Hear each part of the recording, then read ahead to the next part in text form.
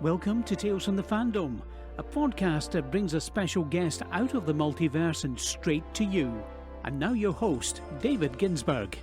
And welcome to Tales from the Fandom, the podcast that brings a special guest out of the multiverse and straight to you. And today's guest is a wonderful person that I get to watch on TV on the occasions that he gets to show up and prove his awesome skills.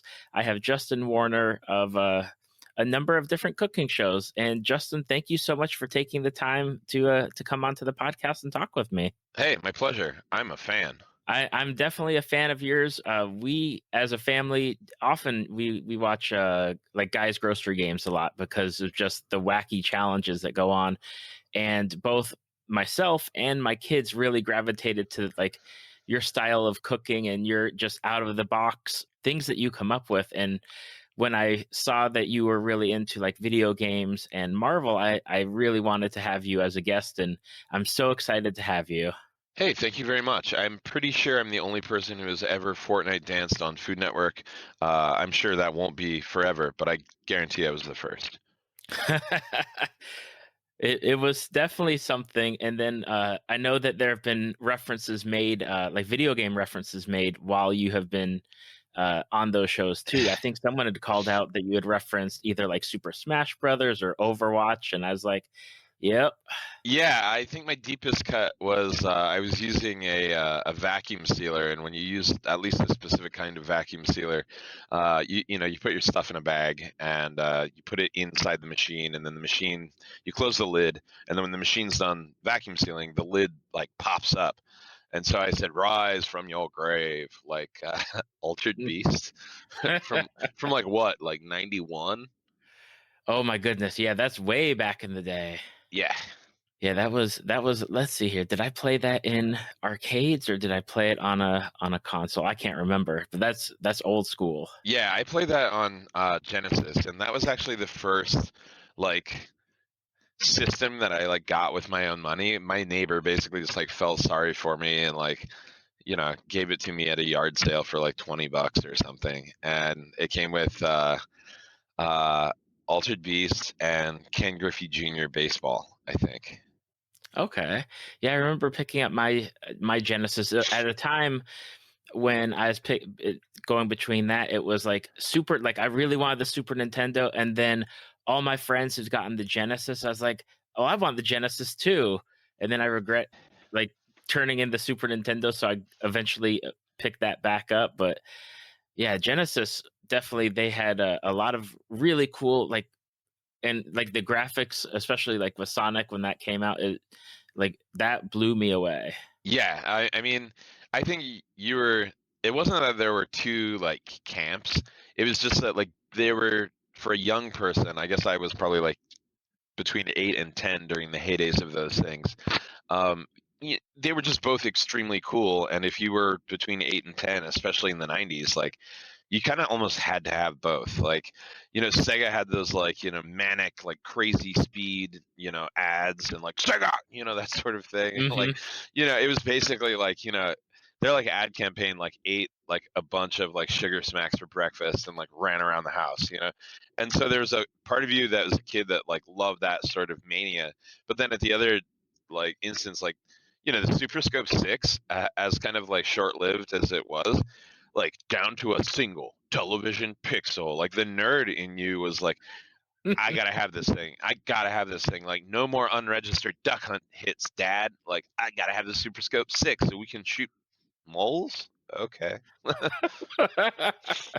Now, what have you always been like? Once you got the Genesis, have you been a gamer since then? Yeah. Only during like brief times of poverty or struggle have I not had some sort of gaming console. I actually had the NES before that, but it wasn't officially mine. It was like on loan.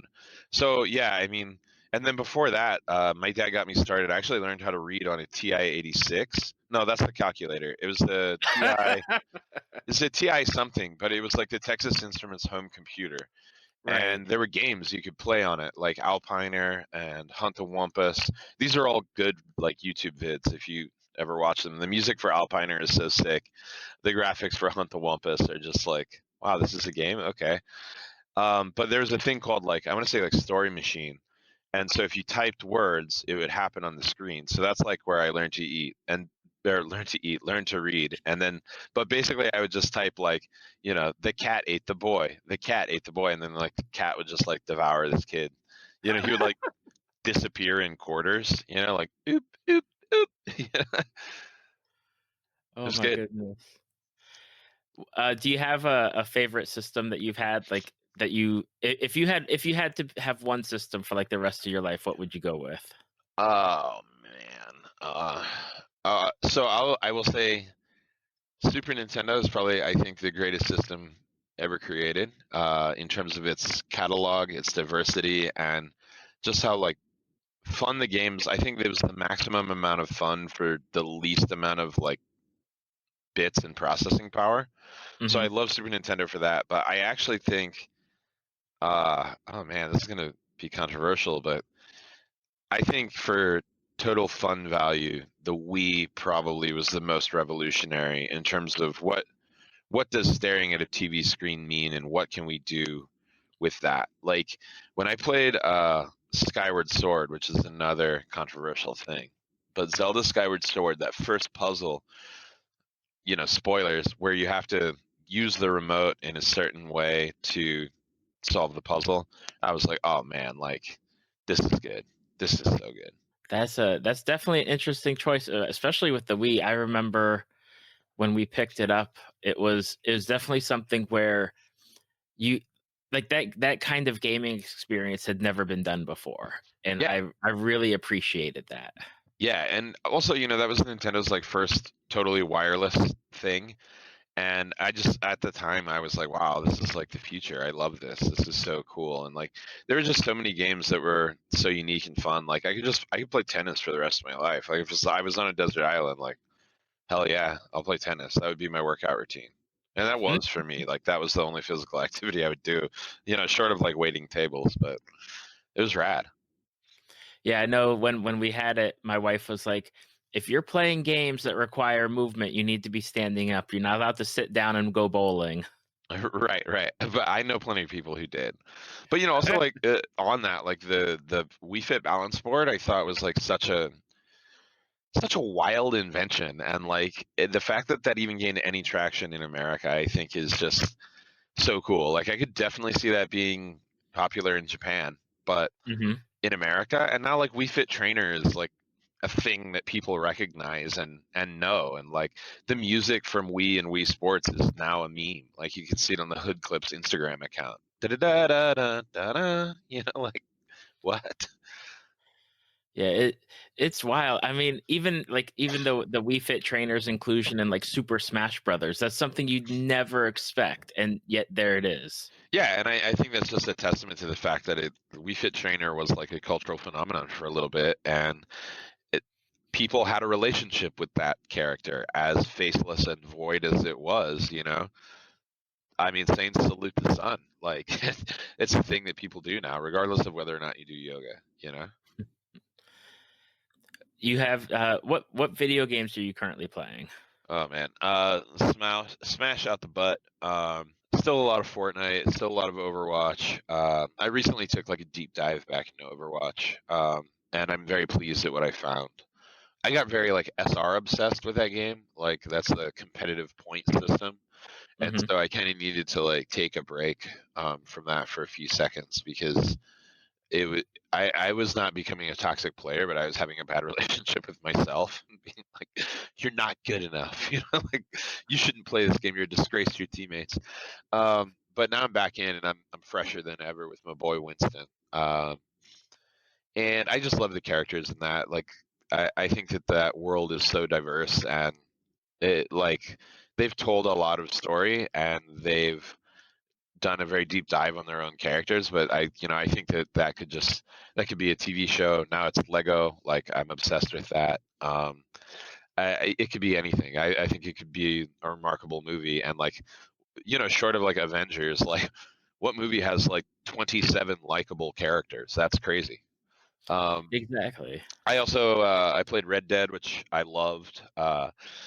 I haven't really done a lot with the online experience, but I don't necessarily know that I I know that a lot of people, especially the younger generation, needs an online experience, but Red Dead, especially for winter, was a very good solitary game that put me kind of in a different world for a little bit. And yeah, I mean, like Arthur, like I loved Arthur, like he's like this old mule of a human being, and I thought that the character development in that and storytelling was so good and so wild, and I think that it was really a love letter to entertainment of a different era when things were so slowly paced that maybe you had to actually focus on character building and storytelling versus Mhm. like just blowing up the train. I feel like most modern Western movies, especially I look at like what Magnificent Six or Seven or whatever that was. Yep. That was all just like kind of slapstick and explosions and riding horses backwards. And I know that was meant for a different generation, but I like grew up watching Bonanza and like Bonanza's every single Bonanza episode is basically an Arthur quest. And sometimes there are hijinks, sometimes it's a morality story, sometimes there's kind of like no story at all. It was a misunderstood, like a case of mistaken identity. Those sorts of things I think are still very legit narratives to tell, and I think that Rockstar did a really great job with that. Yeah, that game has been on my list of games that I really want to play, because I missed out on the first one with just Red Dead Redemption, and I really wanted to play Red Dead Redemption 2, but the language in it doesn't allow me to play it when my kids are around. That's for sure. And then my time in the evening is very limited. So unfortunately, it's one of those games where I'm just going to have to wait until I just get a better balance of my time. But I've been watching it, people play on stream, Yeah. so that way I can just enjoy it. Same with Overwatch, is that it's not that my kids can't play Overwatch or be around when that's happening. It's just that I suck at first person shooter games. And my friends really want me to play, and I'm like, I will be the worst person on your team ever. I think it might just be better for me to watch. I hear you. I will say, however, that there are a couple of heroes that I've convinced people who are not good at first-person shooters to like just try them out. And like Winston and Symmetra, for example, both have like auto locks. Same with like Mercy the healer. Basically, those characters, you're just chasing people. If you can chase someone, then you can get hits on them and you can kill them, and it feels ripping good. Like, dude, when you're Winston and you don't have to aim and the enemy is like grouped up in like a group of three and you drop in there, zap them, and you're hitting all three of them at the same time, you just feel like a monster. And then you like your health gets to like 1 HP and then you jump out and somebody heals you up. You're like, this rules. Like I love it. I got to give a shout out to Marvel Spider-Man. I thought that was one of the greatest games I played last year. In addition to Dragon Quest, I put a healthy amount of time in Dragon Quest. Haven't finished it yet, but it's. I was reading Tim Rogers, who writes for Kotaku. I was reading his kind of like, or maybe it was his video. Actually, it was his video. I was watching his vid about that game. And it's really, he said it's a bedtime story. It's really good to play after taking a shower, putting on comfy clothes, playing the game, and then going to bed. And it's like my schedule hasn't allowed for me to fall into that routine yet.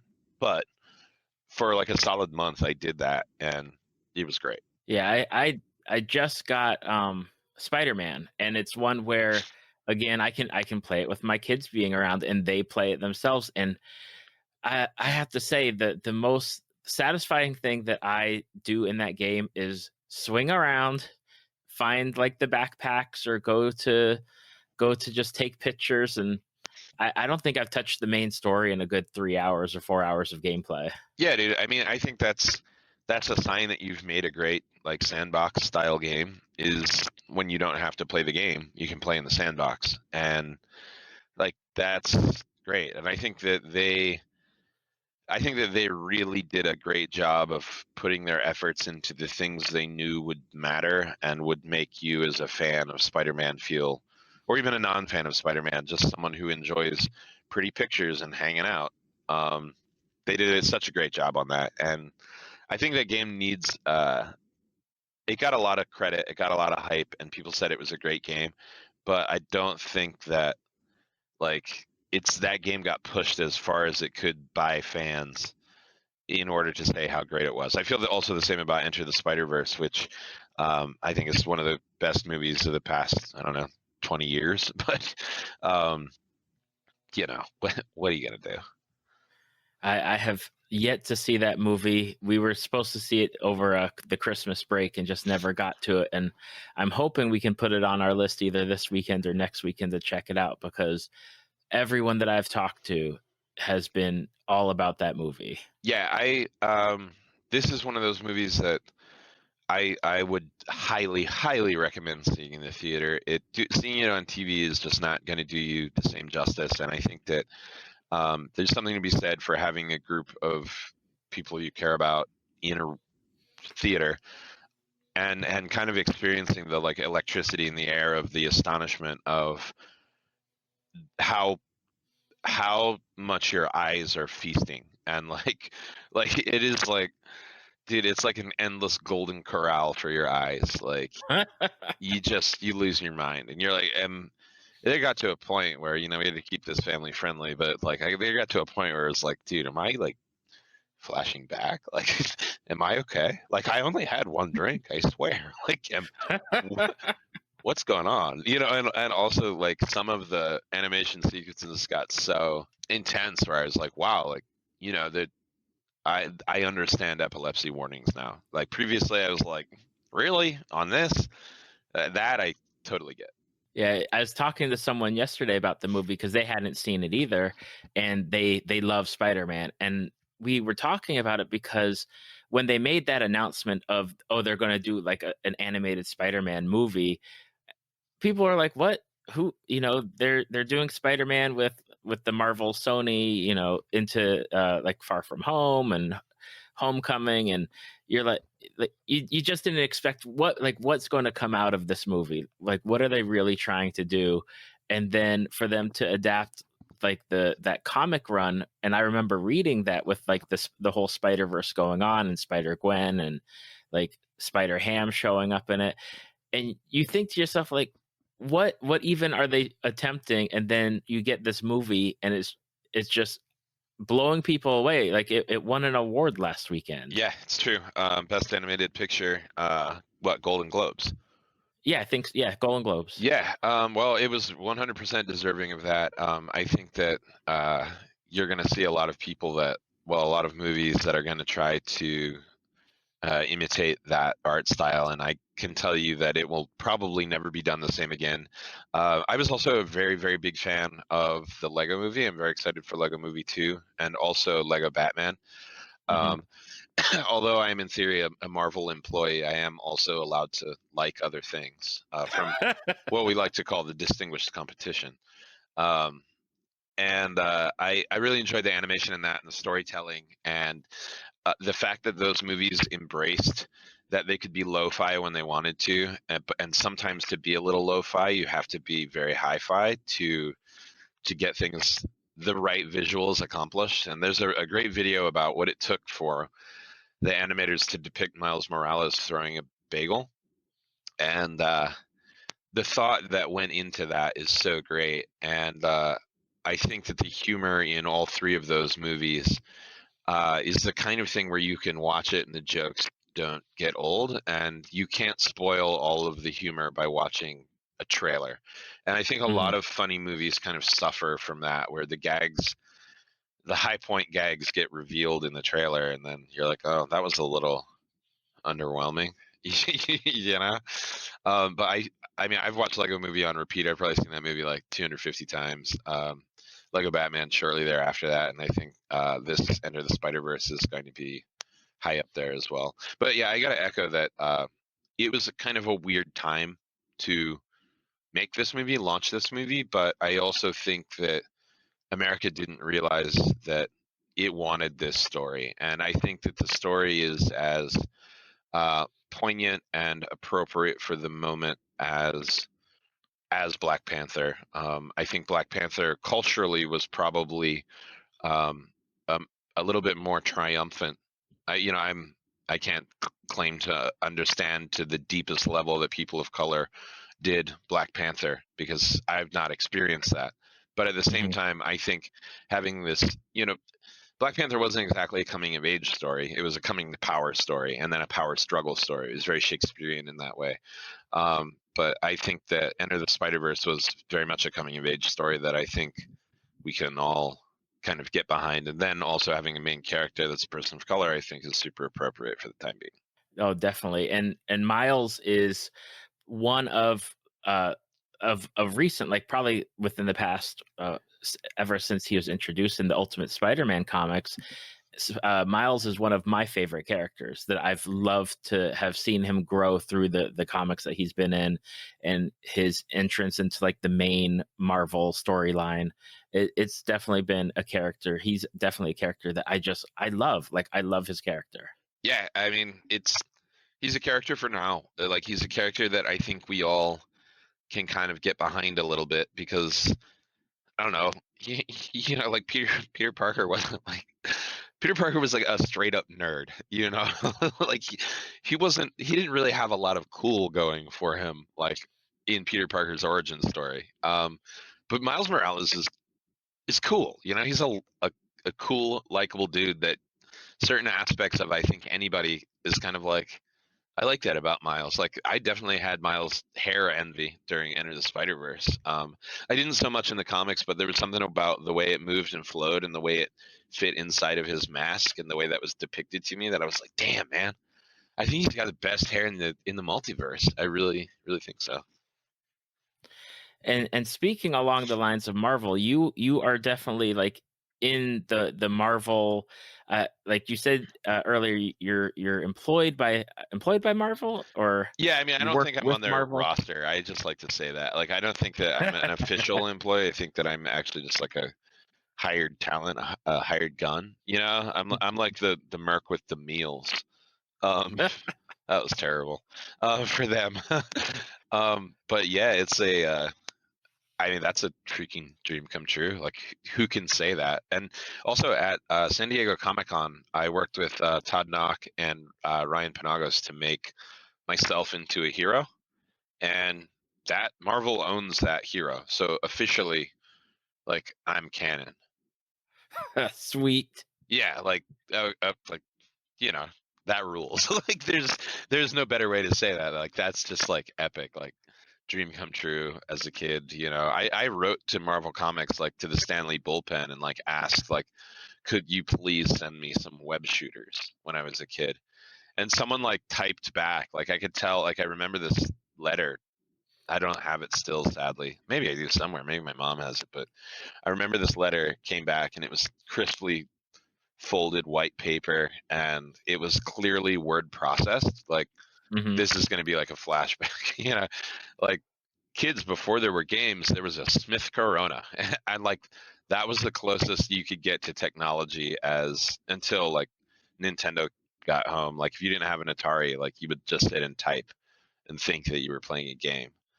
And so it came back word processed, and it was like, we're glad that you're a fan. We're sorry, but we don't have any web shooters in commercial production, but if we do, you'll be the first to know.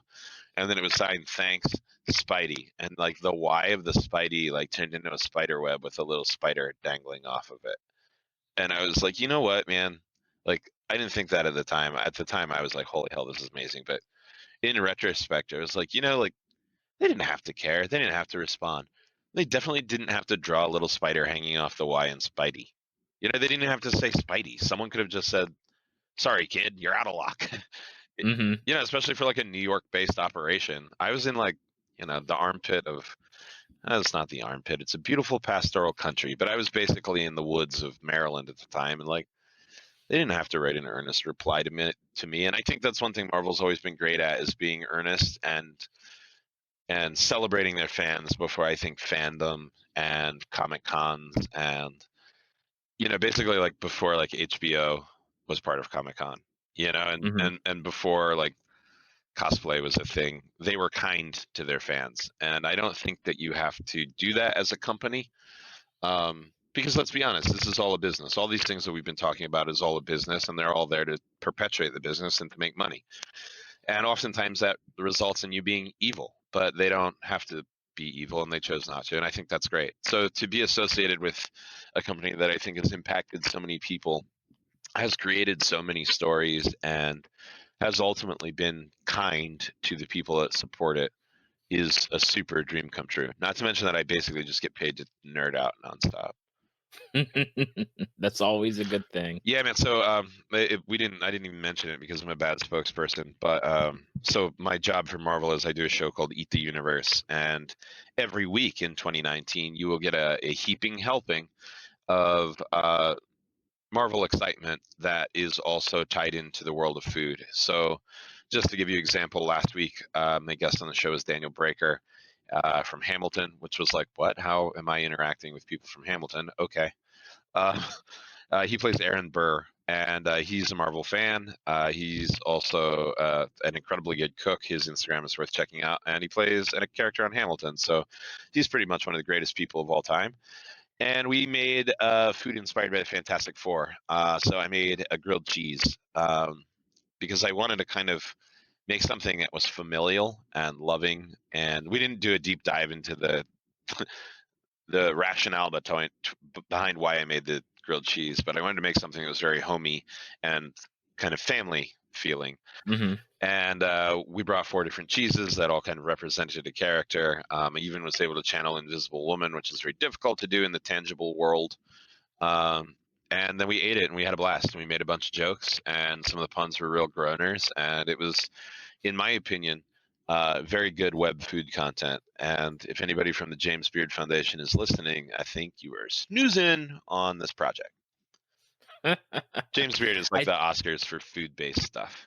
Yeah, they. I think I caught one of the episodes that you did earlier last year. With I believe her name's Lyric from The Runaways. Yeah, Lyrica Okano. Yeah, definitely. That was a great episode. And some fan, she was so amazing on that show. Some fan just gift all of her reactions and great facial expressions, and I was like, "Is this creepy?" Like, because it was like a total standing Tumblr for Lyrica, and I was like, "Wait a minute! My show made a human being like have great facial reactions. Like, I'm doing work. Like, this is cool. This is great." And I mean, how cool was it to make a Runaways inspired thing? Also, Japanese food with a person of Japanese descent. You know, like that's awesome. Like, I don't know how one, people could not like it, and I also don't know how I got so fortunate to be able to have that as a quote unquote job. It's sometimes like just worlds align or stars align and things happen, and just there you are. Yeah. I mean, to be honest with you, myself and this guy, Jason Latour, who is the director of Eat the Universe, if you do a deep dig on YouTube, Eat the Universe wasn't always the polished kitchen show that it was. It actually started as this thing I kind of did as like a borderline freebie for them. I very much believe in like planting seeds and just watering them, even if you're out of water and your back hurts, you should just keep doing it. And that was a seed that he and I planted and kept watering, and now it's like, you could almost like climb on this tree. Well, hell, you can climb on the tree. It got renewed for 52 episodes. Like, I've shot 30 of them. So, like, yeah, you can climb on the tree. We're going to build a tree fort if it gets renewed again. Heck yeah. Now, with Marvel specifically, do you remember which like Marvel comic was your first one? I can't tell you which one was my first one, but I can tell you about the era and about the run. I think that the first, there were always comics like floating around my house. I don't know why. Like, I was the only comic book like fan, but they just like existed, and I think my parents would just like kind of shove them at me at an early age just to be like, well, learn, pardon me, learn words, and like, this is $2.25 at, well, hell, back then it was 75 cents. This is $1 at CVS, which wasn't even CVS. It was People's Drugstore back then. This is $1 at People's Drugstore. Look at the pictures until you can read it. And then I think my earliest comic book memory is asking my dad what Wendigo was. And like, Wendigo, if I'm not mistaken, is like a Canadian like Bigfoot story.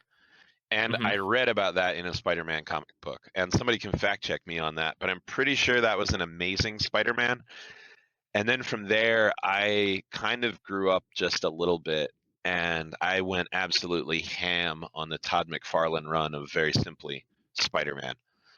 I don't know what it was, but I fell absolutely head over heels in love, especially with the first, I want to say 7 issues, which were called Torment. That was great. There was also like a weird Spider-Man cyborg Deathlock thing, which was great. And then there was a weird like, am I a mutant or am I a man sort of thing, where he was like thinking about having kids with um, with Mary Jane, and he like teamed up with Beast, and they like analyzed his blood, and it was like just a great nerd fest. And I was also really into the trading cards. Like I was a big like stats and like, Oh yeah. well, he's only got a level 6 in agility sort of kid, Mhm. And so like when I was like playing superheroes in the backyard with friends, I would just like pull out the stats to be like, sorry, you're defeated. Like, you know, it was so dumb. But that was like fantasy baseball before that was a thing, like fantasy football before it was a thing. It was like playing superheroes in the backyard and knowing the stats. Heck yeah. I mean, even on Twitter this morning, someone had brought up the topic of like your local comic book store is a destination, but early gateways for people in comics was like those spinner racks that you'd find in just random places with comics.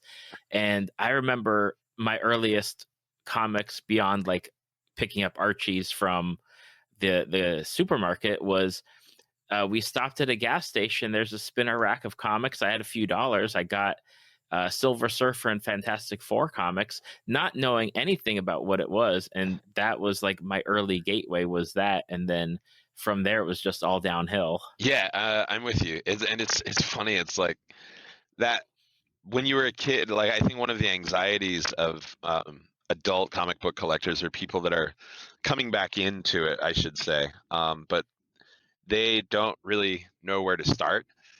And people ask me all the time, like, oh, I was really into it when I was younger, but like, I don't know how to get back into it. And it's like so simple: be a kid again, pick up a comic. Who cares if it's in the middle of, like an 18-part, storyline? Just get in there and do it and continue. And that's it. And like, I'm brutally truthful of that. Like, short of the MCU, like I live in an RV now and I lived in New York. So spatial requirements that are required to properly house comics, because if I'm going to do something, I'm going to do it really well.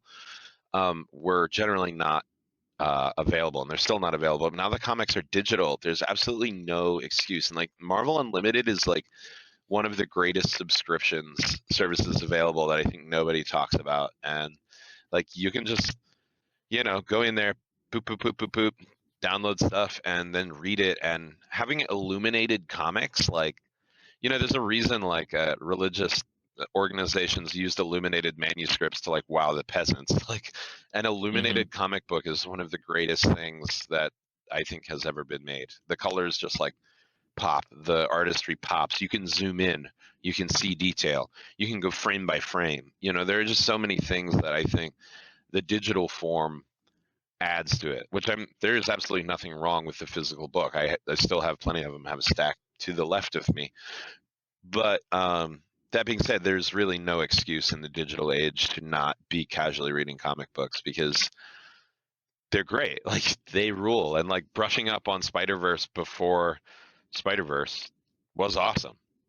Like I don't know. There are just so many things going on, and the fact that Marvel has really kind of gotten their multiverse situation together, where they can retell different origins and different stories about different characters. And like I'm super excited for Black Widow to have a run with the Soska sisters, who are like their horror directors, and the fact that they're giving Hmm. like Ta-Nehisi Coates runs on this stuff. And it's not that Marvel's giving them, I think these people are earning them, but I think that they're just in such a good spot right now with who they have writing, who they have telling the stories, the people who are illustrating, the people who are coloring. It's just like it's never been a better time to be a Marvel fan, I think. And then you have this great backbone of the Marvel Cinematic Universe that's like this constant, unrelenting, train of excellence that just keeps going. And like I'm so excited. I feel like every other day there's something new in the Marvel Cinematic Universe I'm pumped about. I am right there with you, especially with the people that are getting the earning their or they have those chances to write these characters, and just what they are doing with them, and just having them be those storytellers for this current generation is just amazing. Yeah, I simply don't know how to say better, but I don't think comics have been better than they are now, and like and there's just such a huge world out there. There's something for everybody. Even outside of Marvel, there's something for everyone. There are cooking comic books. There are just comic books about existing. And then there are, your classic like hero-based things. And I really just, it's a great time to be a fan of these things. Do you have, as far as like currently, do you have any favorite either comics or characters that you're just in love with that you'll go to the ends of the earth with? Currently reading a really fun Doctor Strange tale where Doctor Strange has lost his powers and he's like talks with Tony Stark, and Tony's like, I've lost it once in a while. Not necessarily my powers because they come from a suit, but like I've lost it, my mojo, my Tony Starkness. And so he, he goes to space and he just like does his thing to try and get his powers back. And it's a very it feels very swashbuckling, but also very humble at the same time. And I've always kind of liked Doctor Strange because he can be a little bit of a jerk. He's always brilliant. But I feel like a lot of heroes, when he gets shown his weakness as his sometimes hubris, I think it hits him harder. And I like those sorts of tales. Going back to Red Dead, one thing that I like about Red Dead and also the show Deadwood, which was a Western, is it wasn't particularly happy. And it wasn't particularly heroic. And this run of Doctor Strange, I think, is a little bit. I mean, he doesn't have any powers, so like, he doesn't even know how to fly a spaceship. So he's like doing his best to deal with being kind of a bum. And spoiler alert, the powers start to come back, but then there are other twists in it. I think artistically, one of the craziest things that I read recently was Sleepwalker, which is a character that I don't think gets a lot of exposure, but like he haunts the dreamscape. So he exists in a normal human being's dream world. And so to get this guy to come out and like do heroic stuff, the guy's got to go to sleep. And I have always kind of been fascinated with that, and I'm obsessed with the dream world. And like I just think that's such a great character, and it allows for such bizarre things that I think are all totally believable. Because like, when you say like Ego is a living planet, it's a planet that's kind of a person. You're like, well, I guess that it could exist in the universe, but that's kind of fantastical. Like that's a little like out there. But when you are in dreams, anything is possible. Like walking down a staircase of eyeballs is possible. Anything is possible in dreams. And that's something that I love. And I find a lot of, not creative inspiration, but I find that a lot of my outlet is in dreaming. I know that sounds weird, but I consider myself to be kind of like a pro dreamer, not daydreamer but like actually going to sleep and having weird dreams and having weird experiences. I'm not great at lucid dreaming, but I think I'm better than the average bear at like being like, I'm dreaming, I'm going to manipulate this and explore this realm for what it is. That is awesome. That's something, as far as dreams go, I always try to to remember my dreams, or keep my like a little notepad if I wake up, so I can just write things down, because there's just something about dreams and just what goes on in your mind and what you dream of, and it's hard to tell after like 20 minutes of being awake, but if you can get it down, it's really good to just go back and read about what you did. Yeah, I mean, think about if you could just induce dreaming, what a pleasurable experience that would be. And I mean, I know dreams can be weird and dreams can be scary, but at the same time, like every now and then I'll take like a nap in the afternoon, and like the conditions will be just right where I'm like in the dream world and out, like bing pow. And it's like a 20-minute nap, but I'm like heavy dreaming and like twitching. Like Hmm. that to me is one of my favorite human sensations. It's like eating, dreaming. That's pretty much it for me. When I introduced you, and from a lot of people who will recognize your name when they click and download this episode, is that you have appeared on cooking shows, and you are a chef, and you've had restaurants, and you have cookbooks. And I did want to ask before we got into that, is did anything either from like comics or video games, like did any of that influence you as far as the way that you cook, or the way that you kind of bring yourself to do things, like especially with like Guys Grocery Games, where you're thinking constantly out of the box about what you're going to do? Did any of like the video game or comics kind of prep your mind for that? I mean, 100%. It's all the same. Cooking is a game. Like it, and especially when I'm playing a show called Guys Grocery Games, like obviously game or logic is going to like be part of this. And so I've always just been like I would I know a lot of people can solve X problem, but I would rather creatively solve X problem. Hmm. I would rather not do things in a normal way, and that hasn't always been beneficial to me, and sometimes hasn't always yielded perfect results. But at the same time, a creative solution and the ability to solve problems creatively is always a good thing to have in your back pocket. MacGyver was basically like, like there's a reason people say, oh, like, he really MacGyvered that. Well, that's because like MacGyver was like, I guess, written by people who were obsessed with creative problem solving, and that's all that show was about. And that's why that show was great, was because like people who like creative problem solving love that sort of stuff, and it's good to get your mind there. And I think when you're into creative problem solving, everyday tasks can turn into something that is fun. And when you solve a problem creatively, it's not just that you've solved the problem. You haven't just tightened the nut on the screw. You've created something. You've created a solution. You haven't created, how do I explain this? Like, you haven't created a fix. You've created a solution. And I feel like those things are very different. And like I love that feeling. So yeah, in grocery games, like all the time, it does gamer logic come into play, and speed and timing, and like, grocery games is a giant fetch quest. You're running through a supermarket and you have to organize yourself. It's like, Zelda, when you have to like in time, run around and do certain things, and then some nerdy NPC is like, you missed it by 1 second. You're like, oh, I got to rethink my steps. Running through that grocery store and competitive cooking is basically like speed running.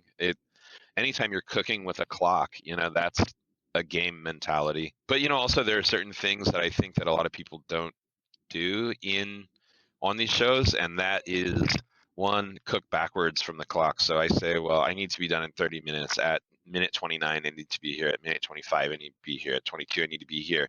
And then from each of those bullet points, there is the if not then, and then Hmm. so that's like a whole different programming language for how to cook. The ultimate end result is going to be food on the table or food in front of the judges. But I don't think home cooks think about that. I think they look at clocks and are like, the clock is their enemy. But honestly, the clock in grocery games or competitively is your best friend, because it's the only metronome for where you need to be. It's the only thing that's like really keeping you focused, because cooking can be a wormhole, especially if you're not great at it. Like, people can get distracted or hung up, or like, getting every single eye out of the potato, you can waste like so much time. And like, let's be honest, you don't need to take the eyes out of potatoes. I hate to tell people that. I hate to tell people this. I don't scrub my potatoes. Deal with it. Like, these are like things that, you know, you learn from playing the game. That's it. Just from like, where can I save time? Where can I deal with this? And like, I don't know. But also, just in terms of characters and world building, I'm gonna say like 2017, I said, I'm gonna stop making food and start making entertainment. And that was a huge moment for me, where I was like, I'm I'm tired of selling the things that I create. I want to sell me. And so in grocery games, I wanted to focus on like kind of building this world that was a little bit more representative of who I was and who I want to see me as a character and as a hero. And so peppering the things with like peppering the show with video game references, or just simply referring to myself as Chef of Heroes and Hero of Chefs. Like, these are all titles that I've given to myself to simply self-promote and to make money and put food on my table here. But at the same time, I want to be a hero. And the people that are entertained, I want them to feel like they identify and they get it. And I want people to be entertained. That's the ultimate end result. I could honestly care less about the money aspects of it, but if I'm going to exist in the public space, I want people to be entertained. And I definitely, as I said at the beginning, it's definitely what drew my kids to you. As we watch it on probably at least 2 or 3 episodes a week, and whenever you pop up, either especially as a contestant, my kids are always like, Justin Warner, the science guy, look, he dabbed. And it's like instant relatability of what they're doing in their elementary school. And then I know that my oldest son, like, that's what he wants to do, is he wants to learn how to cook and be on the stove. And I can definitely say, without a doubt, it's because of watching you on the show. Wow, that's super flattering, and I'm incredibly honored. That's what you want. What you want is to be able to touch someone appropriately, and leave an appropriate mark. Like Peter Parker wants to help Spider-Man. Peter Parker wants to help Miles Morales. I want to be that for everyone. And to echo this, it's not just your kids, man, dude. I did a little cooking demo at an elementary school in Atlanta, Georgia, and this was a very avant-garde school. Like, I was like, these are free-range children. Like, this is what children look like when, like, it was not a conventional school. Let's just say that. And so I was like, wow, like, this is going to be interesting, to say the least. And I also realized, like, I have not really connected with 4th and 5th graders in a while.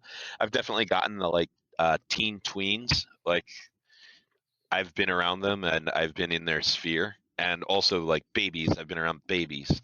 But like that 3rd, 4th grader range, I think 3rd through 5th is one of the strangest things, because that you're about to start turning into an adult, but you're definitely not, and you're still a little cute, but you don't know that you like that.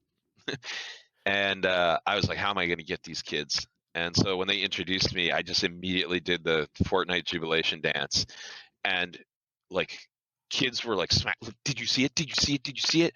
And then kids were like, I didn't see it. Do it again. And I'm like, guys, it's the Jubilation dance. It's like not hard. You all have seen this. And they're like, yeah, but I missed it. Okay, I'll do the Jubilation dance again. And so then I just like start cooking, and I'm like, well, we'll take questions at the end. And they're like, well, what's your favorite skin? And I'm like, Tomato Head, of course. And they're like, I knew it. It was either that or the Durr Burger. And like, they were obsessed then. And I think that one thing that all of these fandoms do is, fandoms, just like food and eating, there's something that we all kind of do. Like, if you're not a fan of something in this day and age, like, that's like eating food without salt. Like, I feel bad for you. Like, admiring other people's work is, I think, one of the most fundamental human things. Like, I always think, like, going back to like Deadwood or Red Dead, like, the things that people do for entertainment, like, so ridiculous in that. Like, there's a certain quest in Red Dead where you're helping out a traveling circus that is like the most busted traveling circus ever. But at the same time, I could see how that would be the most entertaining thing, because like, literally the most other entertaining thing is like watching a tumbleweed. And so like, that was a bad time to be a fan of things. Now is a great time to be a fan of things. And if you can't have that salt and pepper in your life, man, I feel bad. Like, because it's a beautiful world out there, and so many people are so good at the things that they're good at, and the internet has connected us all, and we can be fans of people that aren't even good at what they do. They just happen to be really good at it for a second. And I think we all, they used to say 15 minutes of fame, but I think we all kind of deserve to be looked at and recognized, and whatever the social RT is. Like if I show somebody a video or I say, hey, like this is great, I think we all deserve that. Was it always food for you, as far as as a young adult or teenager heading towards a quote unquote job or career? Was it always food? It's so weird you ask that. Not a lot of people ask that question. They always say, where did you get started with food? In which case I just begin the narrative, but my parents were very cool growing up about me being able to try whatever I wanted. They never thought it was a waste of money for me to try something and not like it. And 99% of the time, if I tried something, I did like it. And so then that's where it became expensive. But they just raised me to that food is never something you should fear. And I think that as adults, we instill in our children a lot of fear based on food. And I think that is the most unhealthy thing you can do. Like I would rather, give my kid like, sugar laden beverages and highly processed food than have them being scared of something that is nourishing. All things that contain calories are nourishing. Like I watched this show called Naked and Afraid, big fan of that. A lot of people don't know I'm a fan of survival shows, but those people are literally starving, like what they wouldn't do for a Kool-Aid, and then meanwhile there are parents that are like, honey, like that's a bad man, the Kool-Aid man, like like a Kool-Aid for those guys would be like the most like energizing, wonderful thing, just pure caloric intake. So I have a very complex relationship, but I believe a very healthy relationship with food. So enough of that diatribe. I started working in restaurants when I was young because I thought retail was boring and square, and I was obsessed with getting a free meal. I've always been obsessed with a free meal. And so like I kind of scoured the area and was like, well, I'll like look around. So I've only worked for like a corporate chain restaurant, I want to say twice in my life. That's simply because the free meal that you get at like an indie place is always going to be so much better. So I started waiting tables. Well, no, not even waiting tables. I started bussing tables and washing dishes at this place called Oliver's Pub, rest in peace, in Hagerstown, Maryland, where I grew up. And they had this amazing French dip sandwich that was like, I want to say it was called the Fort Frederick. It was named after a local like historical site. And having what I call dishwasher belly, which is where you are wet from chest down and crotch up, and that whole area smells like leftover food. That's like a very unique place to be in, but as like kind of like a gangly, pubescent, also oddly smelling child, that's a perfect place for you to be as like a 14, 15-year-old dude. And then from there, eating a hot French dip, and that's like your caloric intake for the day because you're just too busy playing games or whatever. That ruled. And so I got very addicted to that. But I also didn't love that dishwashing. I didn't get to socialize as much. And I was always a very social creature. And I've always socialized. My dad was born in 1927. My mother was born in 51. I was born in 84, and I was an only child. So like the median age of people that I grew up speaking with was like 50. And like I've always just preferred to speak to adults or people that are older than myself more than people that are at my peer group or younger. And so I asked if I could start bussing tables, and they were like, yeah. And I was just kind of like a little bit of a whiz at it. And bussing tables is nothing but creative problem solving, like you trying to figure out how to clear a table quickly, get it clean quickly, and move on to the next task, because that's going to keep you happy with your servers and with your boss.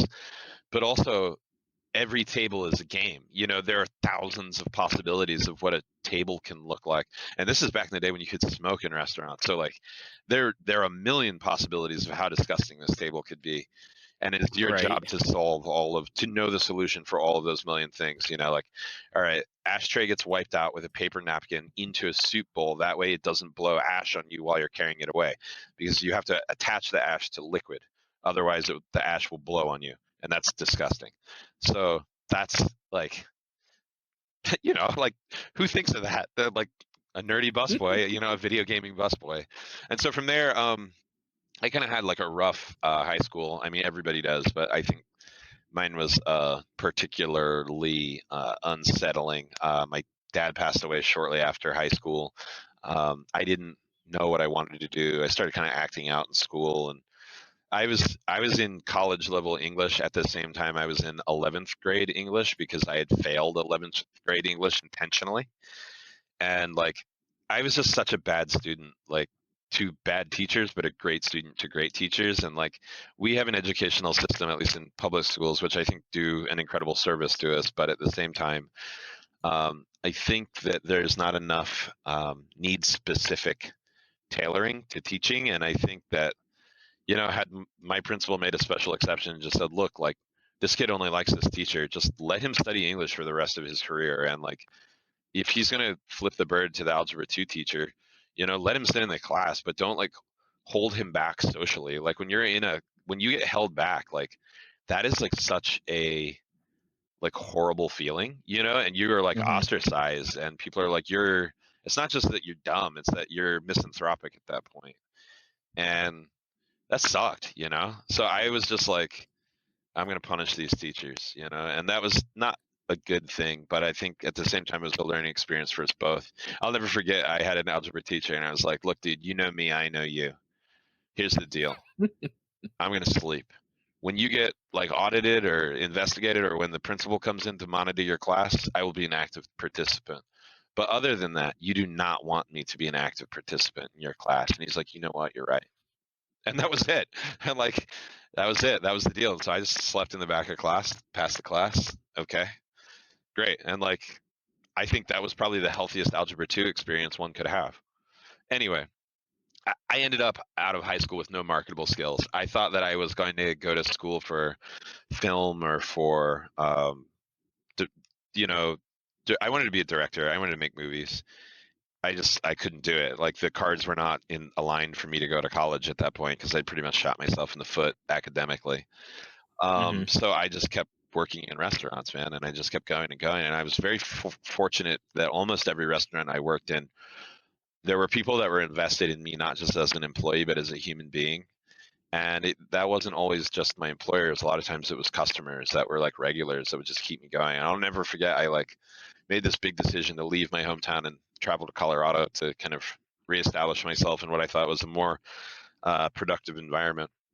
And my regular customers came and they gave me such a send off and such a healthy push. And I was like 19 and these were like adults. And so I kind of got addicted to, they became my family, because my family was very small. I was an only child. Having these regulars and having this rinse and repeat sort of thing where, yes, it was transactional, but they got more out of it than just a bagel sandwich, or their morning coffee, or I ended up working at a sushi place in Colorado. They got more out of it than the California roll. And I think that became addictive to me and I loved it. And so I worked what we call front of house. That's as like, server, manager, captain, we call it in New York. I worked in that for like 15 years. So up until I guess it was like 27. And so I just kept climbing that rope until I got to New York. And then at that point, I knew more about food than the average bear because, like to be a good cook, you don't actually have to know a ton about your food. You just have to follow the orders that somebody else told you and showed you. And so it's you're kind of like a machinist at minimum. There are tons of chefs and cooks out there that are brilliant and do know a lot about food and do think very creatively about it. But you don't have to, if you could hate food and be a great cook, but you can't really hate food and be a great waiter because you have to give people the passion for something that they have not had yet. Like when you're trying to get somebody to buy the special, like you have to have a love affair with the special yourself in order to sell it better. And so I had that love affair, many of love affairs with the special. And then that just kind of translated. And then I just started cooking as like a little bit of a hobby, not professionally by any means. And then I got on Food Network, and that's where you can Google Justin Warner's origin story because I've already told that story 1,000 times. That's right. And that was one of the things where, I was like, well, let me look, because I know you from primarily Grocery Ames.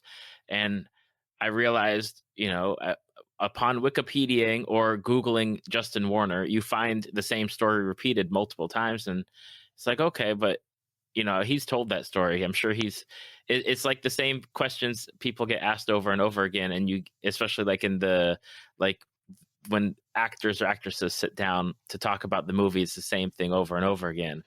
And I really wanted to know, because I know not everyone starts out saying, I want to be a chef, I want to do this.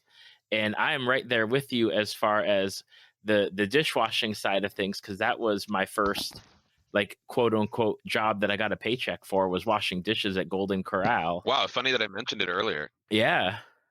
Yeah, that was my first like paying job, was dishwasher at Golden Corral. And then when they implemented their breakfast buffet, it was making omelets at Golden Corral, and then dishwashing after that was done. Wow, man, so you had a theater position. I always envy those at buffets. Like, I've never worked at a buffet style restaurant, but like part of me secretly really wants to. And like I would love to just like moonlight as the prime rib carver somewhere and just like watch people's faces, like as it clicks, or like I love when like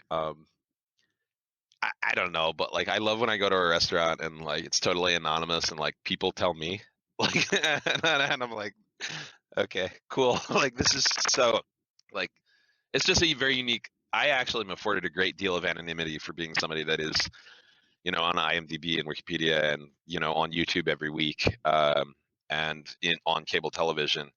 I think a lot of people say they watch Food Network, but really they listen to Food Network in the background. Right. And Yep. so if I'm quiet, people don't recognize me. But the second I have to interact with someone or say something, then it pops and people are like, I've heard that voice. Where do I know you from? I know you from somewhere. And then I also kind of look weird. My wife says I look like a cartoon, and I like that. But I think that's one reason kids kind of enjoy me, is that like I look like Jimmy Neutron. Anyway, but yeah, dishwashing Golden Corral. But the funny kind of moral of that story is that ultimately I said I wanted to be working with cameras, and now I do. And I'm also very fortunate to kind of have a great family of people, both at Food Network and at Marvel, that let me ask as many questions as I want. And upon asking those questions and committing the answers to those questions to memory and then further understanding, they also let me in on the discussion of what's going on. So like on Grocery Games, I have down days, and there they let me work as a producer. So I wear all black, and I have an earpiece and a walkie-talkie, and what we call the interviews, which is where there's like a floating head saying, "Oh no, my toast is burning." Like they're not stepping out of the kitchen to record that right then and there. They do that after the fact, but narrated in the present tense. And so I work behind that camera sometimes to help those people tell that story better. And ultimately, it's like being a makeup artist for their words. Like I just try and make them say the truth of what they were doing, but the best truth of what they're doing. And that, like, a lot of producers are like, dude, it's so boring, you're gonna hate it. And I'm like, are you kidding me? Like, shining up these people's like personalities is just so much fun. Like, it's great. And like writing jokes for them is, even if they're dumb puns, like when they like it and they're like, people are gonna think this was my joke. Like, they love that. And that's a secret that's 100% safe. It's all free for them, and they love it. And that is fun. And like when I'm on the set of Marvel's Eat the Universe, every now and then we'll talk about shots or crazy ideas, or camera-based stuff that I didn't go to school for this. I have no business talking about it, but they're like, you do have business. And so it's rad, man. Like we've done so many creative things, especially also the show Foodie Call, rest its soul. But I want to say there are 24 episodes of that living on the Food Network website. That is the zaniest, wildest food show that I think has ever been created, and it's so like metal. Like I didn't realize it at the time, but I like went back and watched it, and it's like it's metal. It is so raw and like fun, and it's just a party. But that was simply because they allowed me to kind of be part of it. I didn't realize that I was like a metal food director, but I am. Beyond the Marvel Eat the Universe project that you have for the rest of this year, what else do you have on your plate for Justin Warner for this year? More Grocery Games. I'm working with a couple different companies right now to see if we can get some endorsement deals cooking. This is a very good year for Justin Warner, which is weird.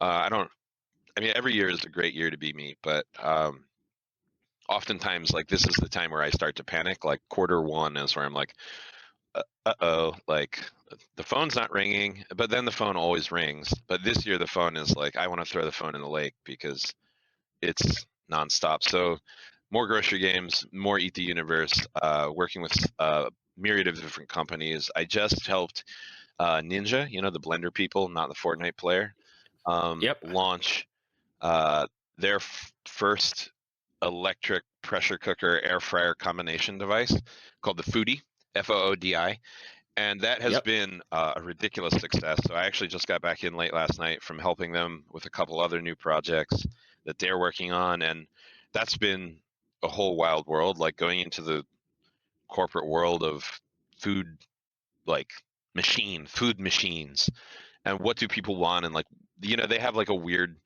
like fake kitchen where you've seen those like ads for like Chevy where like, what do you think of these cars? And what if I told you they're all Chevys? They basically have that where it's like, what do you think of this vacuum? What would you say if I told you it was a Shark vacuum? Shark and Ninja are the same basic company. Or like, what do you think of this pressure cooker? Or like, what would you say if I told you it was a Ninja pressure cooker? But anyway, so we launched the Foodi late last year, and it is currently sold out everywhere. Even I can't get one, which is a great problem to have. And I did an infomercial with them, so hopefully that relationship continues. And then mostly hanging out, dude. Like, I just moved into an RV. I got out of New York. My wife and I bought an RV and fixed it up and very much made it ours. I'm sitting on cushions that I upholstered myself. And so this year is the kind of like the maximizing the money making while minimizing the money spending on frivolous things like living in New York. And this RV thing has been very unique, especially getting out of New York. I think I was on the cusp of becoming a like thoroughbred liberal elite, like full timer, and I'm glad I got out when I did, because there's actually a whole world out there that is not Twitter, and is not people that you choose to follow, but it is the people that you are forced to interact with in order to get what you want, i.e. toilet paper that dissolves in your RV septic system.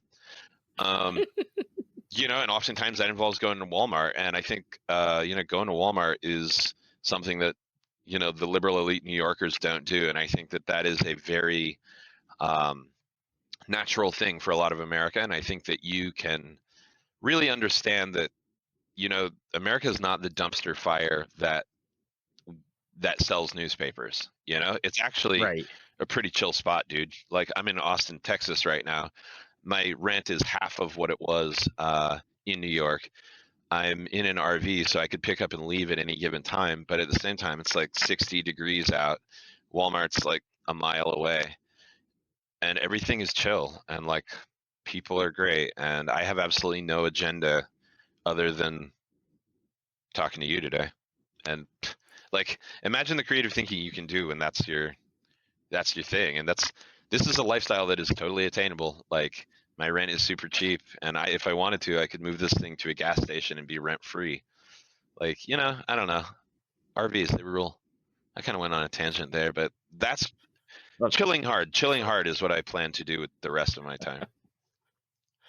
That's awesome. I know my wife and I have talked about that on a number of occasions, but I think we've got to get our kids out of school first before we can even think about doing something of that magnitude. Yeah, I mean, my gal and I were like, we should do this while we can, and then maybe revisit it later in life. But also, let's not like commit if we decide to have a kid, let's not commit a kid to a city like cities that are insulated. I feel like New York is a super insular city, and that it's hard to get in, and it's very hard. It's even harder to get out. But like, let's see what Austin's like. Like, we had a freaking great time in Plano, Texas. Like, what? Like, what? Like, you tell the average New Yorker, yeah, Plano rules. They'd be like, what? And like, that's simply because they don't know anything about it. And like, we had a blast there, an absolute blast. Now, for people who have listened and they want to find you online, what are the best places to do so? Eat Fellow Humans is where I'm at. My Instagram is a little crowded these days, so it's like you're probably not going to get the best response from me on Instagram, Eat Fellow Humans there, but Eat Fellow Humans on Twitter. Twitter has kind of been my go-to fan medium if you have any, culinary questions, fandom questions, nerdy questions, or really just any questions. I'm always happy to interact and answer. And then PSN, Eat Fellow Humans. I don't know what my friend code is. Just hit me on Twitter for that on the Switch network. And let's see. I have a defunct Twitch channel called Chef Shock, but the videos on there are really good. We did a live cooking show on there. And then also Marvel's Eat the Universe. Check me out there when you're not watching Grocery Games on Food Network. Oh, I wrote a book too called The Laws of Cooking and How to Break Them. You can find it wherever fine books are sold. Awesome. I will have all the links on the show notes as well as the website and our Facebook page. And Justin, I just wanted to say thank you so much for taking the time out of your chill schedule to record this episode with me. There's one thing I got. It's plenty of time. Thanks so much for having me on. This is a really great thing. I feel like I learned about myself, and I like that guy. Thank you for listening to Tales from the Fandom. Subscribe to us on iTunes or your podcast app of choice. Follow us on Facebook at www.facebook.com/talesfromthefandom to see photos, links, leave feedback, and check out upcoming guests. If you'd like to be a guest, email David at talesfromthefandom@gmail.com.